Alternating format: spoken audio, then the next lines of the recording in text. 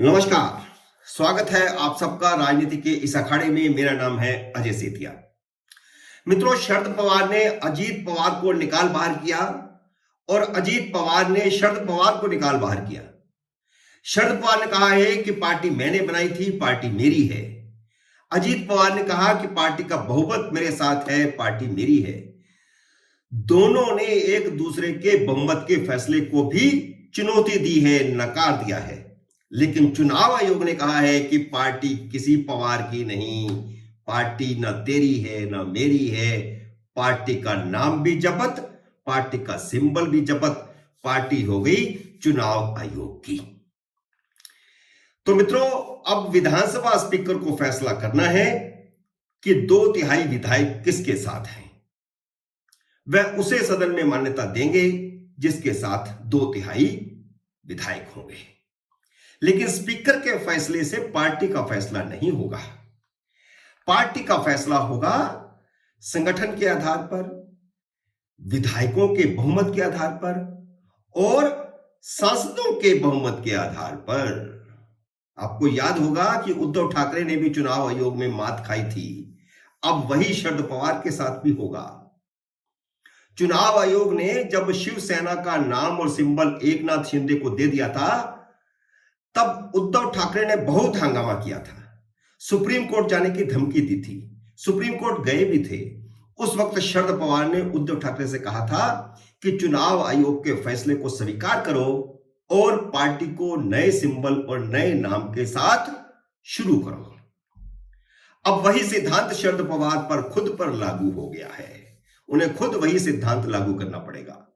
हालांकि चुनाव आयोग चुने हुए प्रतिनिधियों के अलावा संगठन का बहुमत भी देखता है। अजीत पवार ने अगर 5 तारीख को विधायकों का बहुमत दिखाया है, तो शरद पवार ने 6 तारीख को संगठन का बहुमत दिखाया है। चुनाव आयोग अगर संगठन के आधार पर फैसला नहीं कर पाता, तो वह सिर्फ संसदीय दल और विधायक दल के आधार पर फैसला करता है।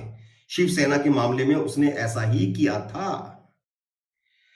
विधायकों का समर्थन भले ही अजीत पवार के साथ है, लेकिन अजीत पवार के सामने समस्या यह खड़ी होगी कि 8 सांसदों में से सिर्फ 2 उनके साथ हैं। इसलिए पार्टी का मामला फंस जाएगा। चुनाव आयोग कोई फैसला आसानी से कर नहीं पाएगा। चुनाव आयोग संगठन के आधार पर किसी नतीजे पर नहीं पहुंचता, तो वह विधायक दल और संसदीय दल के आधार पर फैसला करता है। शिंदे के मामले में यही हुआ था, शिवसेना के मामले में यही हुआ था। शिंदे गुट के साथ सांसद भी थे, विधायक भी थे।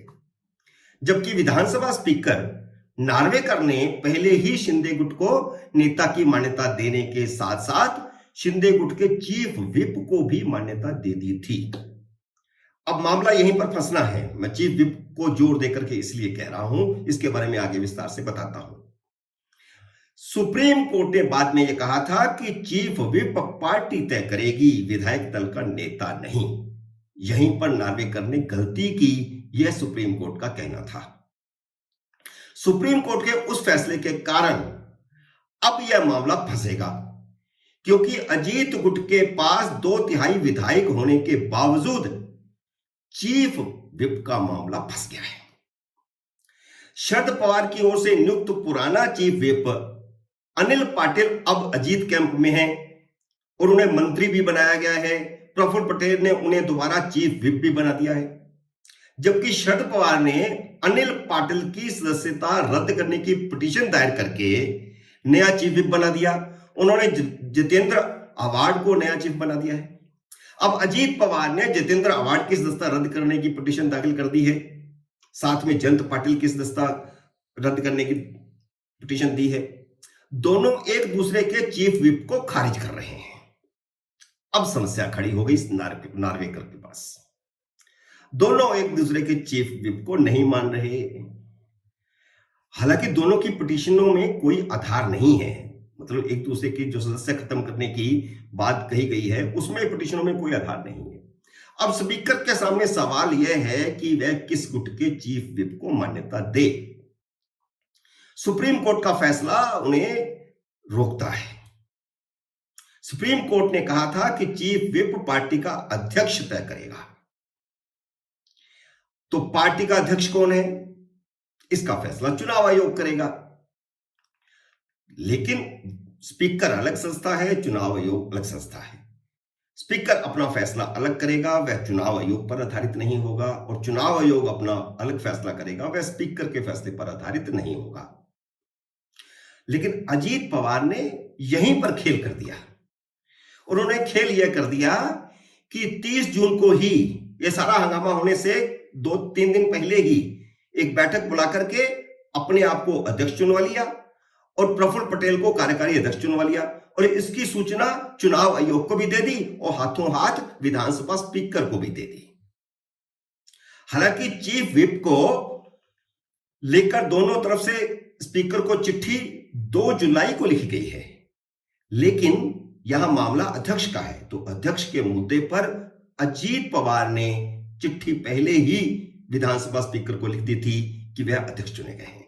तो शरद पवार की चिट्ठी जो 2 तारीख को गई है, 2 जुलाई को, वह मान्य नहीं होगी, क्योंकि अध्यक्ष तो स्पीकर की निगाह में नए चुने जा चुके हैं और वह अजीत पवार है। तो इस मामले में पलड़ा अजीत पवार का भारी हो गया है। लेकिन शरद पवार का एक दाव और बाकी है, और वह दाव यह है कि स्पीकर को फैसले से रोकने के लिए उनके खिलाफ अविश्वास प्रस्ताव का नोटिस दे सकते हैं, और वह नोटिस देंगे ही। आगे आगे देखिए होता है क्या, इंतजार कीजिए, क्योंकि इंतजार की घड़ी बहुत लंबी होती है, और घड़ी अब तक जो शरद पवार के पास थी वह अब उनके पास रही नहीं। मित्रों, उम्मीद है मेरा यह वीडियो आपको पसंद आया होगा। लाइक और शेयर कीजिए। साथ में अगर आपने अब तक इस YouTube चैनल को सब्सक्राइब नहीं किया तो YouTube चैनल को सब्सक्राइब करके अपना आशीर्वाद दीजिए, और अगले वीडियो का करिए इंतजार। मैं जल्द ही मिलता हूं नए वीडियो के साथ, नए विषय के साथ। तब तक नमस्कार।